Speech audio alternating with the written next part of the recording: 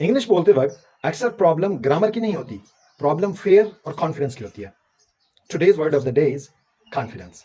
Communication में confidence का मतलब सिर्फ फ्लुएंट इंग्लिश बोलना नहीं होता।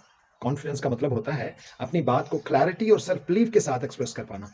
इमोशनली भी कॉन्फिडेंस का मतलब ये नहीं होता कि आप कभी नर्वस फील ही ना करें, बल्कि नर्वसनेस के बावजूद खुद को एक्सप्रेस कर पाना रियल कॉन्फिडेंस है। मिसाल के तौर पे बहुत से स्टूडेंट्स को इंग्लिश आती होती है, लेकिन जैसे ही उनको क्लास में बोलने को कहा जाए उनका माइंड ब्लैंक हो जाता है।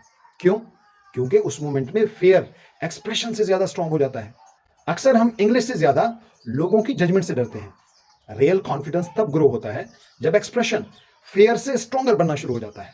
स्टीफन कवी एक पावरफुल बात कहते हैं, between stimulus and response there is a choice.